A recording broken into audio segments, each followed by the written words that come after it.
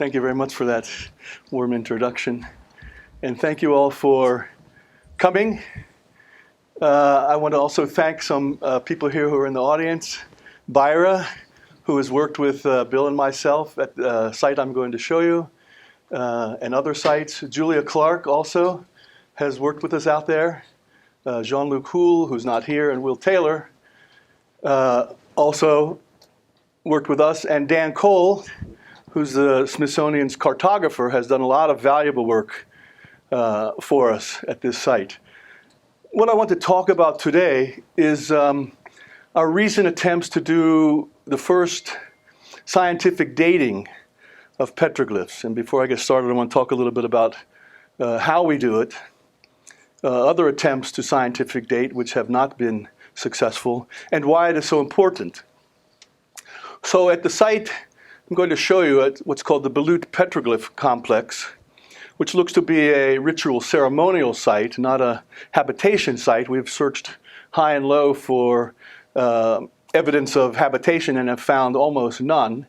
But we have hundreds and hundreds of monuments, stone monuments, especially large burials, standing stones, and over 12,000 petroglyphs. It's one of the densest sites in Asia. And petroglyphs, for those who don't know, are rock carvings, not paintings like you might find inside a cave, like the famous ones in France and Spain. These are outdoors, right on the rock surfaces. You can walk right over them, which of course is a problem because people do walk on them and scratch them up and do irreparable damage. But the petroglyphs provide a lot of information about people and cultures who came through this area at different times. A wealth of information. And one of the most important things we have to try to sort out is the chronology. What periods they belong to, what ages. And this has proved very difficult for petroglyphs because they can't be dated like much archaeological work or materials are dated with carbon-14, for example, with organic materials, because these are just pecked into the rock. So you can date the rock, but that will be billions of years old.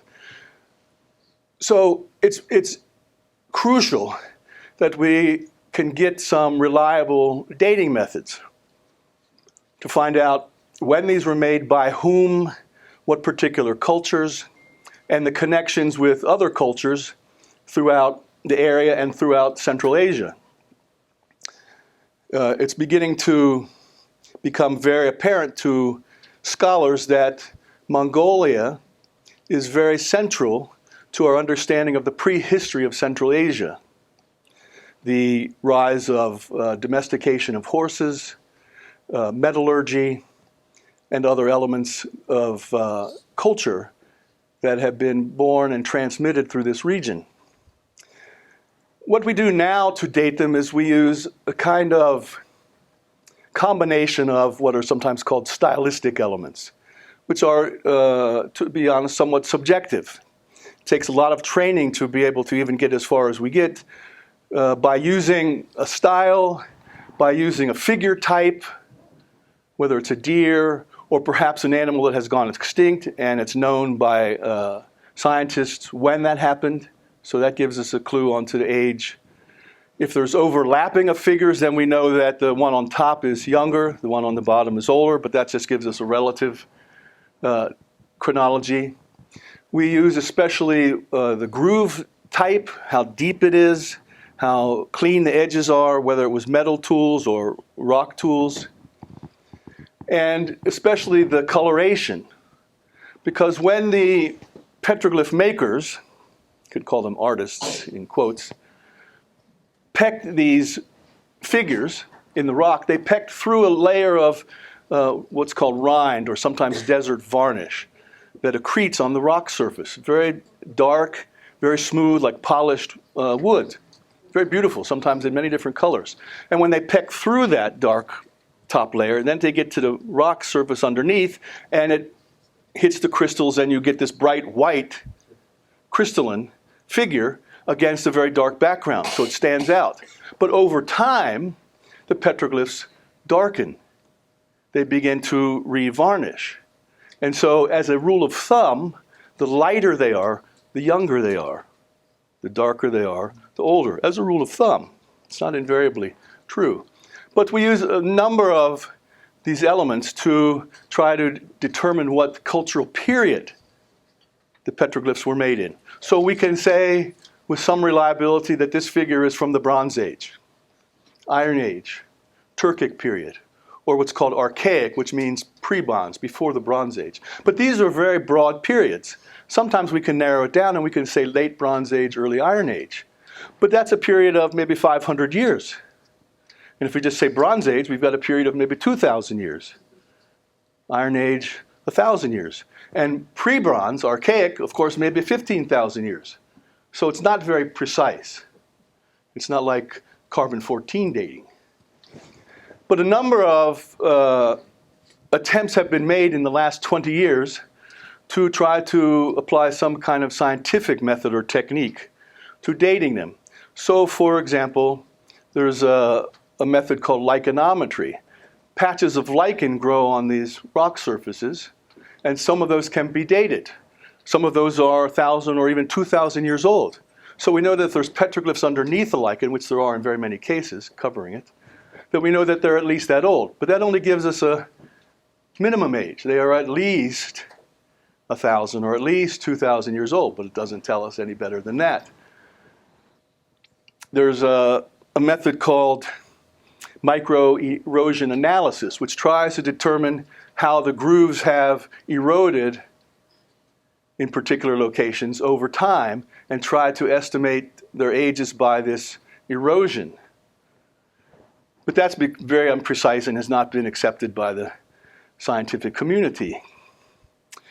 More recently, a very promising attempt was made to date the varnish that has accrued inside the petroglyphs.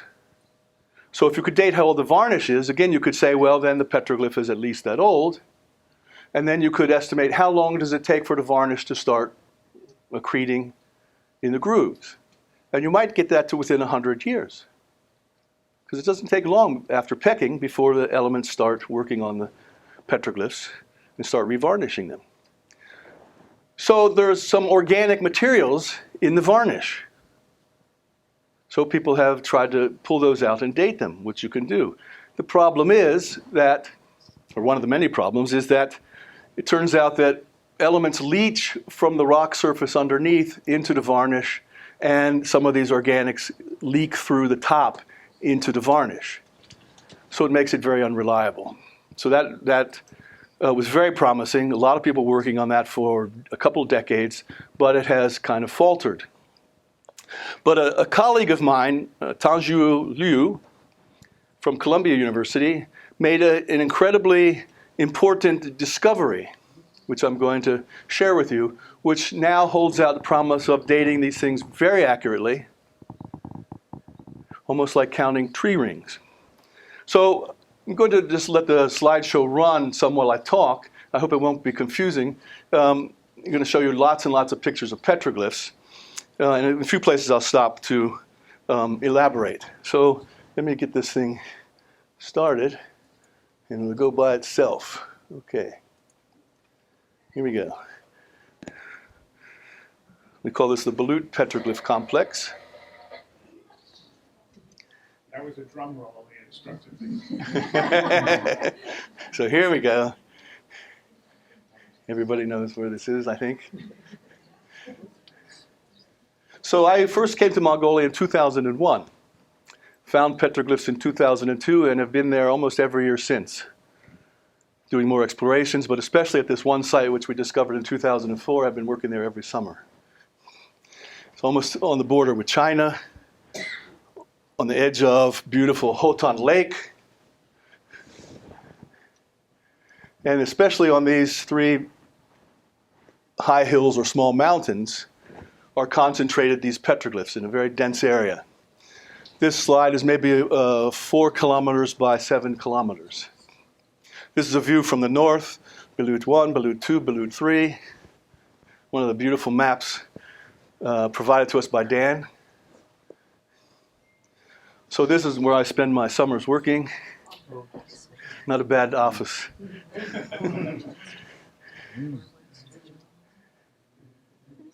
There are a few families of herders who come through early on and then pass through. Beautiful people, curious people who are very industrious, very resourceful.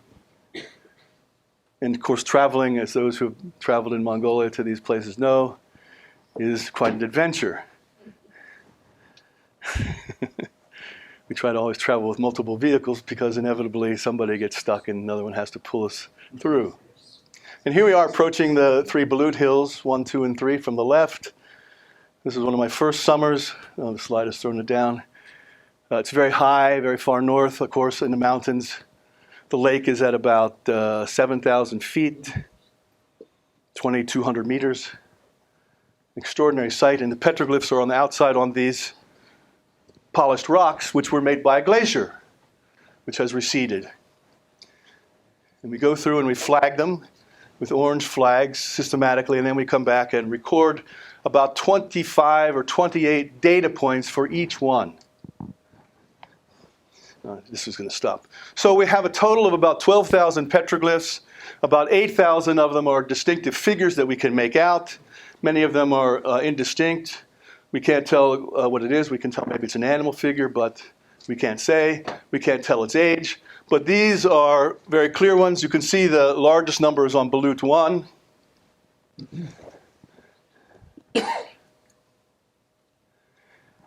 And you can see that Bronze Age figures, as far as our dating goes now, are about 3/4, about 75%. About almost 25% Iron Age, and then a very small number of Turkic, and a very small number of pre-bronze or archaic figures.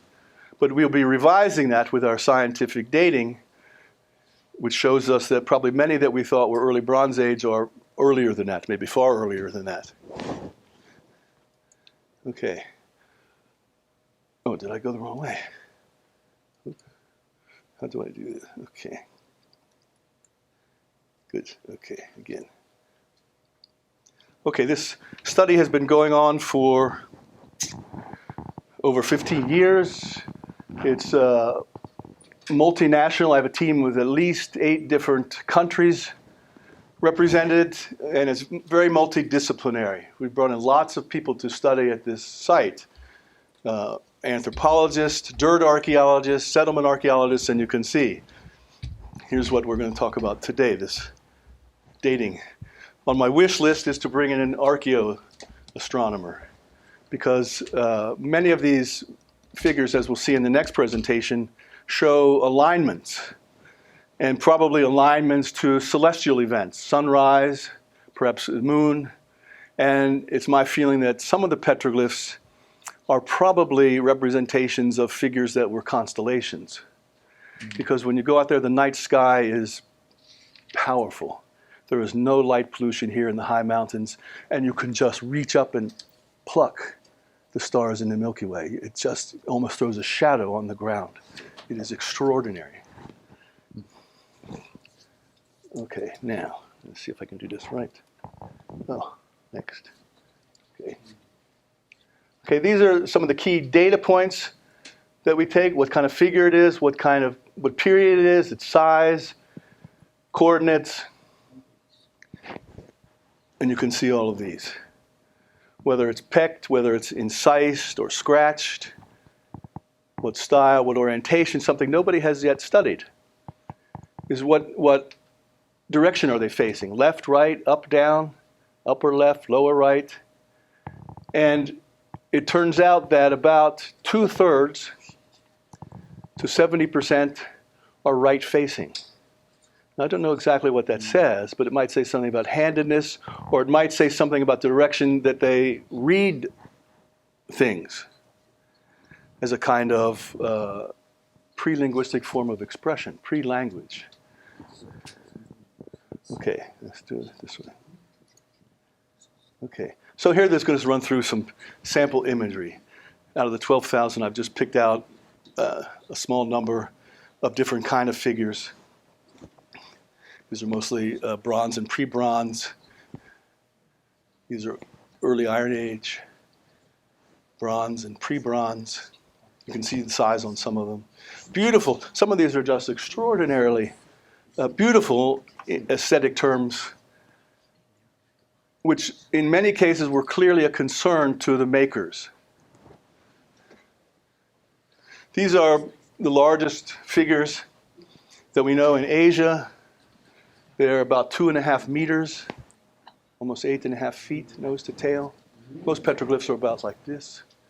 The large one would be like this, and these are huge. You can see all different kinds of representation of riders. This is an archaic stag, probably early Bronze Age doe, moose, giant moose. We make tracings through clear plastic of many of the figures and then photograph them. This is a stylish Mongolian deer. It's a long nose. So we need to see if we can be more precise instead of just Bronze Age, because we know there are at least 4 major Bronze Age cultures in this region that are different, that archaeologists have identified by remains. But if we can get it more precise, then we might be able to say which particular culture it is and trace some of their movements, their roots, how they got here, where they spread. Because many of the petroglyphs, these are Paleolithic, these figures. And they're found, those exact kind of figures are found at several different places in northwestern Mongolia. So we can see that some of this culture was transmitted. This one I'm going to stop on just for a second. Let me go back to that one. This is an extraordinary figure which we discovered very recently. There it is. Okay, stop.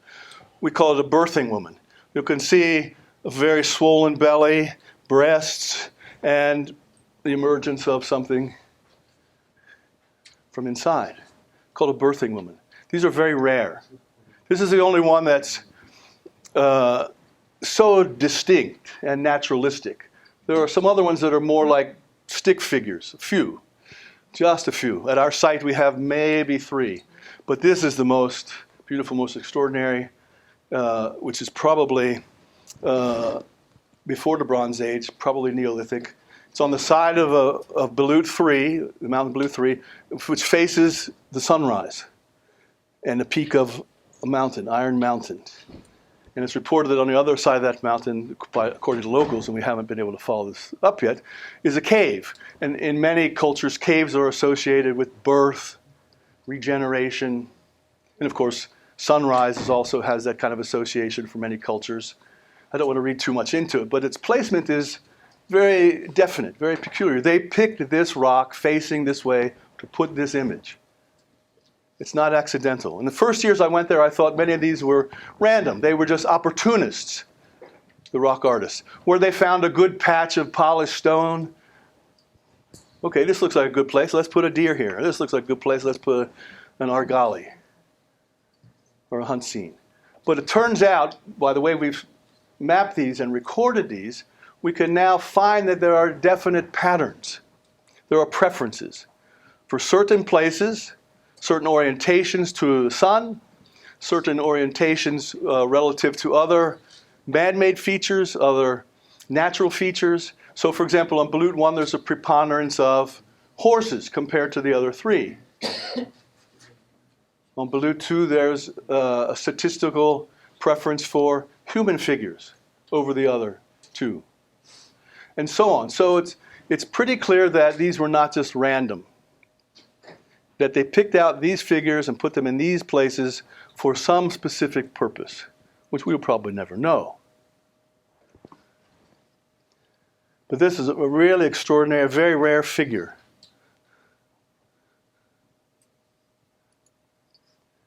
There are lots of archers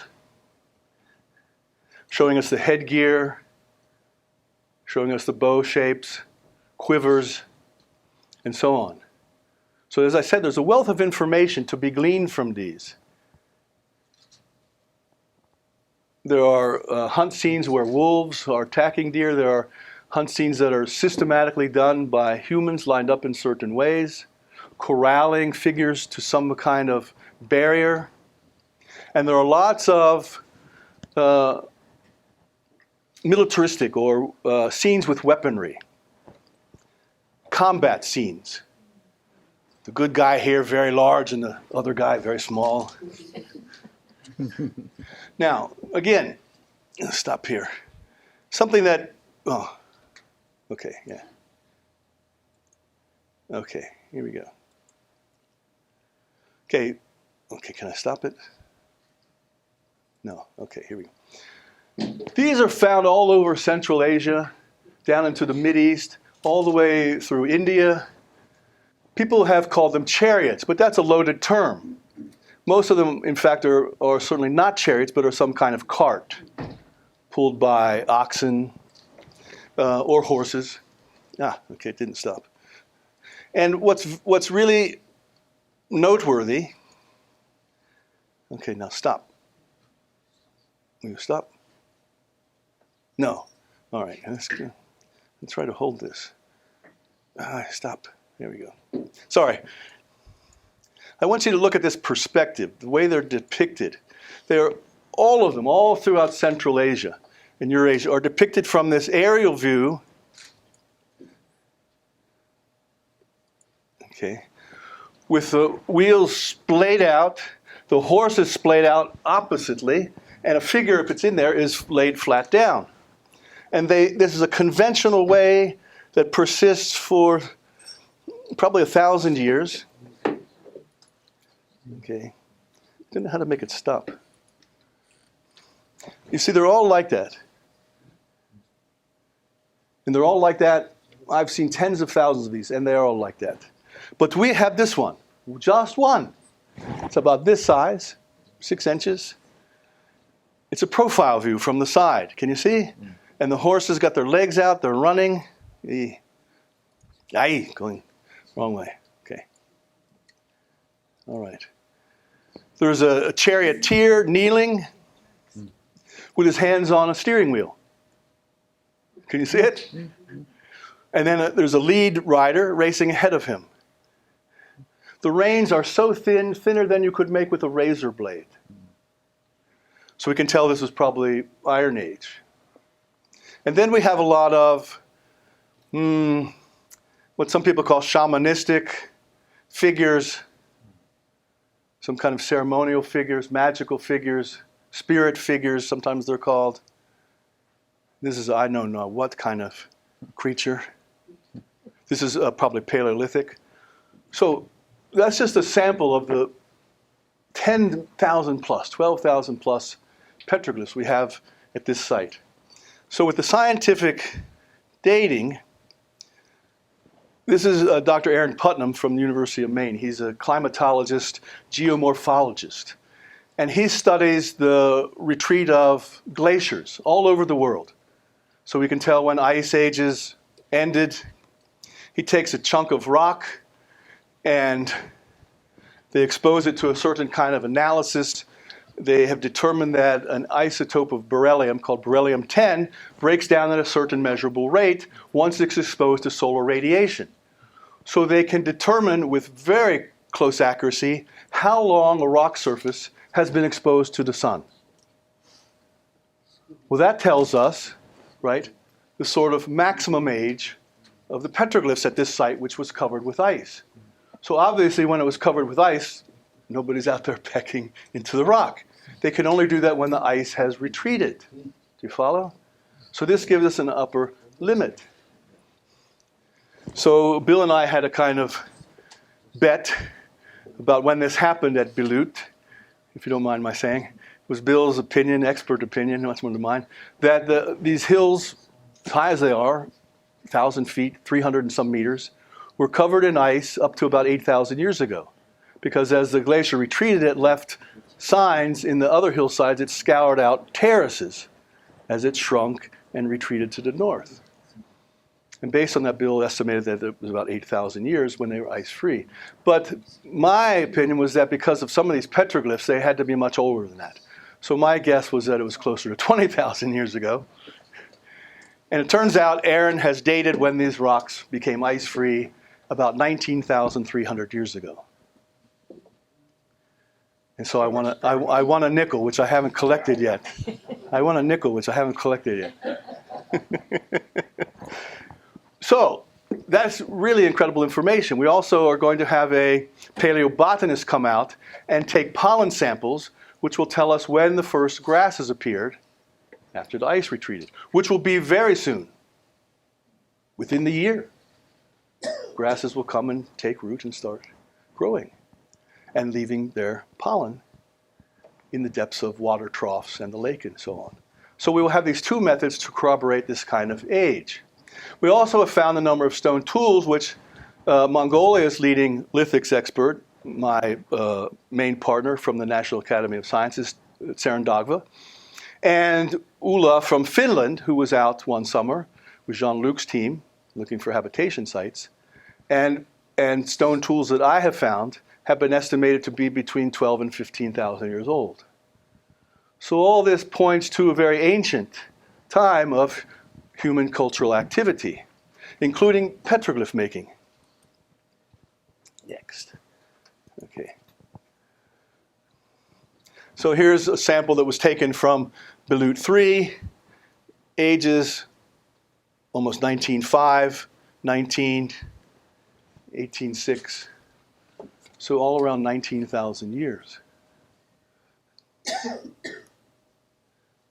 Okay, now, next. Good. All right. This is what Dr. Liu, my colleague from Columbia University, has discovered. That if you take a sample, a small core sample of the rock varnish, and you blow it up with powerful microscopes, you can see that there's a stratigraphy, a layering of dark and light bands of manganese. Can you see them? This is a pretty clear one. This is a really nice sample. And what he discovered more than that was that these layers coincide with climatic cycles that are well dated, warm and cold, wet and dry, that have names, that have very precise dates. And these layers coincide with them. So it can be correlated. How old this varnish is? To within about 100 years. We don't have a problem of leaching from outside or inside. So this is very new. It's experimental. But we've done it twice at Belut, and we're getting some really good results that corroborate ones that we have already assigned dates to that were pretty reliable, with one exception, which I'll tell you about. So Aaron Putnam and others are well accepted and very precise. So what we have to do is we have to find a petroglyph using a very powerful magnifying device that has enough varnish inside that has grown since they were pecked to take a sample of. Now, this is something I am very uneasy about, because people are marring these, people chalk in them, people put toothpaste in them to photograph them, and it ruins it for any kind of dating. I don't like touching them, I don't like doing any damage to them, but we actually have to take a small sample to do this. So we've taken ones that are kind of mostly out of the way, and we started with ones that we were very confident in the cultural assignment, Turkic or Iron Age or Bronze Age, to see if these dates coincided with that. And they do, to an extraordinary extent. So I also had some slides of Tanjuo and myself. Actually, you take a special kind of drill with an iron bit, which is a kind of circle, very small, smaller than the eraser or rubber on a pencil in diameter. Very small circle, and you go down maybe 4 centimeters with this drill, and then you very carefully pull it out and protect it, wrap it up, and bring it back to the lab for this stratigraphic analysis. Sometimes they get broken. It's very small. And what we do when we take one is we take another core from the same rock surface, further away, not in a petroglyph, take it out and plug in this hole. So you don't see it, unless you're right up on it. Maybe I point it out to you. If there's a petroglyph here and we've taken a sample, you won't see it. I say find it, I don't see it. And then come in closer, look right here. Oh, yeah. So I don't like doing this, but we kind of have to do it to try this technique because it is the most promising thing we have going right now. So we're trying to be as unobtrusive, as undestructive as we can.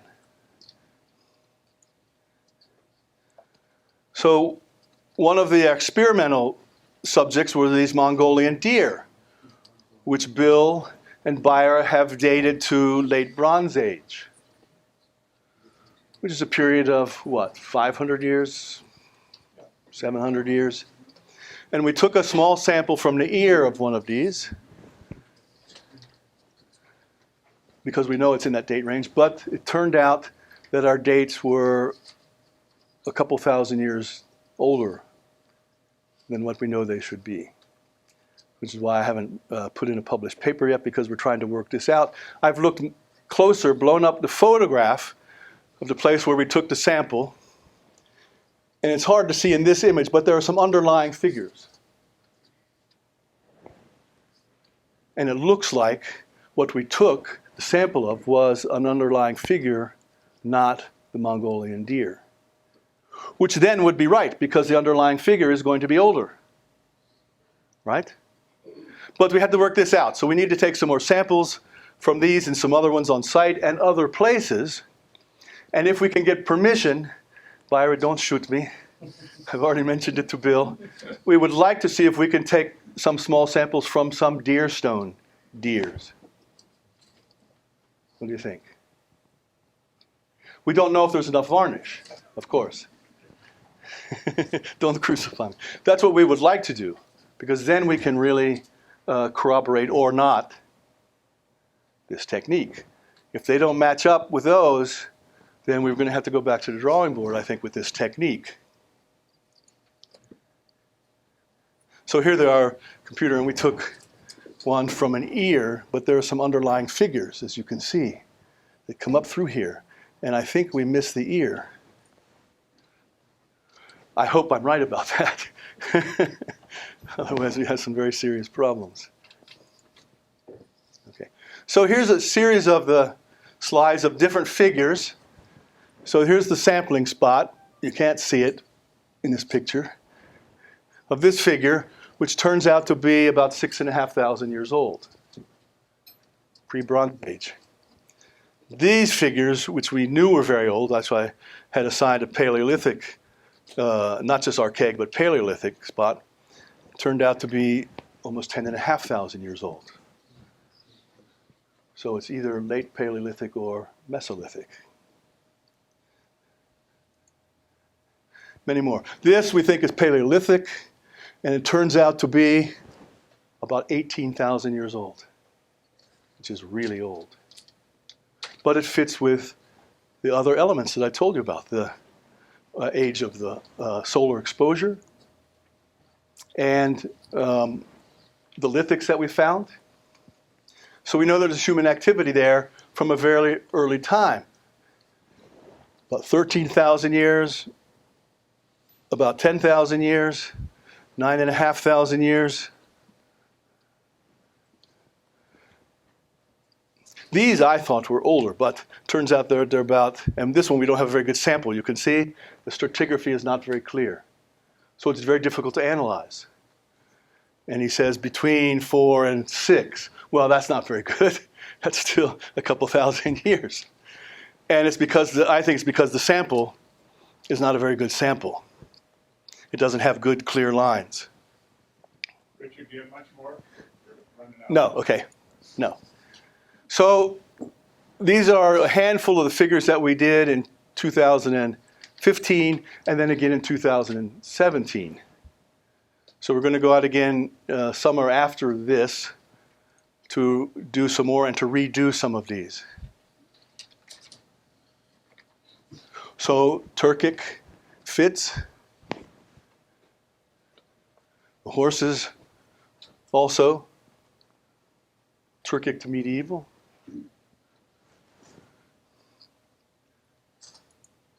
Okay, so I just want to end with this, and this will segue into a later panel. These are both vulnerable and accessible, and the destruction of them has been ongoing. Now, some of it's natural with weathering. The herds do damage with their hooves, scratching them. People walking on them, they're standing on some petroglyphs to take a picture. And graffiti has started to become rampant. It's horrible. These are precious. These are invaluable. Many of them are maybe more valuable than the Mona Lisa. And this is what people are doing. And it breaks my heart. And we have to find a way to stop it. This moose is about a meter. And we recorded and we came back and we saw it had been scratched in, which is permanent. 4 days after we recorded. Some of them you can't hardly see because of the graffiti. So this is a plea to spread the news back in Mongolia that these need to be protected, that they're precious. They're an incredible part, not just of Mongolia's heritage, but of world heritage. So thanks to many people, and thank you very much for your attention.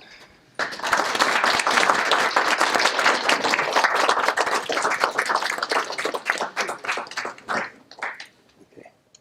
Click to exit. Okay. Thank you, Richard. Thank you. Anybody have questions for Richard? Yes, oh sorry. Yes, sir. Did you find any interesting animal figure like mammoths or rhinos?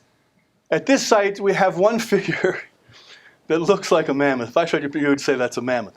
But it really looks like, on closer inspection, that it has, some of the rock has spalled, broken off, in just this kind of figure. It looks like a mammoth with a very long trunk and a human being at the end of it, but I think it's probably a yak or something, and it's not that old. Other sites, my colleague Esther Jacobson from the University of Oregon, who was a pioneer in this rock art in the Altai, first in Russian Altai and later in Mongolia, has been working out there for about 25 years. She's now retired and not in the field. Has some figures which she claims are rhino. It's a little controversial, but you look at it and it looks like a rhino, really. What it is, it's not certain, but it's disputed. There are some figures that are extinct, like ostriches, which went extinct about 12,000 years ago, and we have some of those. But we don't at this site, we don't have any mammoths or rhinos. It makes me sad to say. But it's a very good question. Yes? What kind of outreach do you do with him? I know, Altai Petroglyphs from the National History American Museum over in New York. She has a mobile dinosaur museum, and she goes out to the countryside educating the kids about the fossils. Maybe you can partner up with her to educate the kids about petroglyphs and they should take care of the signs and all of that. Have you done outreach like that with children? Not much. Local people we talk to, the herders who come through.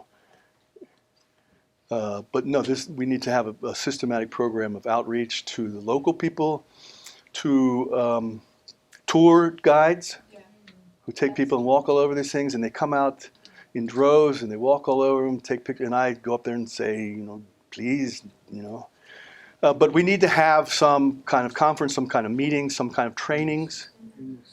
And we need to get the government involved at all levels, national, local, regional, and the herding families especially, to make a concerted effort to designate this as a protected spot. We're working on getting it designated as UNESCO World Heritage Site, and it looks like that will happen.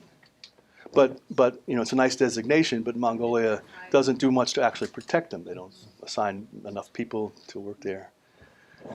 This national park is huge. It's like the state of Rhode Island, and there's one director and 4 rangers. and one jeep. So they can't, cover this place very well. Chris? Yeah. Yeah, this is kind of an off-the-wall question, but Yeah. one of the things I find so hard to visualize about or understand is that we don't have, or we do, but I don't know of any, like descriptions. Somebody who actually made a petroglyph talking about what they do. Quite right. I'm curious about, Yeah, quite right. I mean, in the world, has there ever been anybody, has there ever been sort of records Yes. that have been kept of people who are involved in an active petroglyph? Yes. Yes. Sorry, somewhere around the world. Yes, there are some places in the American Southwest where tradition is still ongoing, and it has been passed down. The practice, but mostly the oral tradition has been passed down. So there's some understanding to some degree of who did it, when they did it, what it meant. Also in Australia, with so-called Aborigines, there's a tradition of rock art there, very ancient. And there are people still carrying it on. And there are some workers there who have had long periods of contact with those people, have been kind of introduced to the inner circle, but they don't share everything. So it's not clear exactly how reliable it is. And of course, passing it down, you don't know how reliable that is over tens of thousands of years, like the telephone game, right? But yes, there are some. Here, there's not, unfortunately. In Central Asia, I think the whole of Central Asia, there's not, because there's been so much coming and going. Nobody is directly connected to the makers of these. Yeah, it's a great question. Yeah. Thank you for this wonderful and fascinating presentation. You're welcome. And I'm an ethnomusicologist, and I'm very concerned about the ancient use of overtones in Mongolia. And I was wondering whether you find, because I saw this archer, and did you find any musical bow-related petroglyphs or sounds? So something related to the use of the sound of the link? No, it's a great question. It's another part on my wish list, to get somebody out who does acoustic work, because there's now a view that some petroglyphs, especially ones that are kind of gouges, called cups or cupules, small circles that are gouged in certain patterns, on some rocks were meant to be struck. And I've seen video image of these where they are being struck, and it makes a very distinctive, loud sound. So, whatever that purpose was to make that sound, we don't know. But we have some rocks like that. So I'm going to try to bring somebody out in a future summer who can, test that out. Yeah, it's a great question. As far as bows, we have only found, Bill and Byra found the remains of some quivers. We have found arrowheads and so on, but we haven't found anything like a bow, which of course they had. And as many people have written about, that ancient cultures that used the bow and arrow for hunting also used their bows as a kind of musical instrument. Yeah. So my guess is that's the case, but we don't have any really good evidence of it. We don't have any petroglyphs of guys sitting around just plucking their bows. You know that Sengel district is one of the birthland of throat singing. There is students practicing throat singing in Sengel. In Sengel? Yeah. No, I don't know about that. You'll have to tell me about that. Yeah. Do that later on. 'Cause Yeah. Byra. Other question. Thank you for wonderful presentation. So I just interested about, the dating of the chariots on this side. You have some dating? We haven't dated any chariots yet. Oh. Yeah, it's a great question, and we will certainly do that. Okay. But as I said, I am so reluctant to touch these. And the so-called chariot, we call them wheeled vehicles, which is a more neutral term, because they might not be a vehicle at all. Some have suggested these are not actual vehicles, but they are symbolic of transport, like the Greek mythology, right, of Helios and so on his chariot. Some have said that they are mortuary symbols, death symbols, because one archaeologist astutely observed that if you stand above a burial, a pit that's been excavated, because some of these wheeled vehicles have been buried entirely with the horses and a driver. And they are laid out, if you stand and look at it, they are laid out just like that. They lay out the wheels, and the horses are laid out facing opposite, and the person is laid out this way. So there may be some kind of death symbol that has been, right, transported over thousands of miles over many years. But yeah, we have to do that. Any other questions? Do you use artificial intelligence? Are people using artificial intelligence to avoid, chipping away from it, like worldwide? No, No? To No. analyze the data? not yet, no. Well, this is a real breakthrough, and can't wait to hear, more of the science. This is clearly a nature-style paper, or some very important paper. Yeah. So, have to work closely with Byra and the authorities to, be able to properly sample some of these things and get. But you can imagine this may be a local phenomenon a little bit. These rocks are very special. It may be that this technology can't be applied everywhere. It certainly is very difficult. Would be very difficult to apply in places where you have rock art on granite or rocks that fall geologically, erode faster. This is really great rock because it's microcrystalline and it's relatively soft at the same time. Anyway, thanks. But anywhere, sorry, just follow. Anywhere that you have this kind of varnish, desert rind, which is all over the world.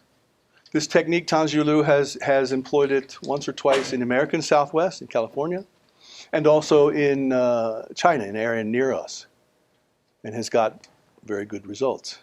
So wherever we can find varnish, we can do this. So anyway, we can also talk more about this in the breaks and so on, and I appreciate your questions. They are very good ones and very important ones. So thank you again very much.